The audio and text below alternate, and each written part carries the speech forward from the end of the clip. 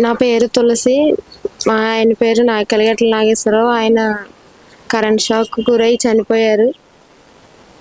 మాది యలమంచిలి నియోజకవర్గం.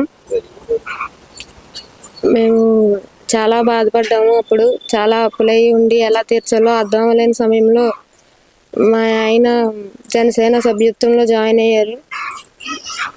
ఆ డబ్బులు మాకు చాలా ఉపయోగపడ్డాయి. నాదర్ల మనోహర్ గారి ద్వారా మేము అందుకున్నాము.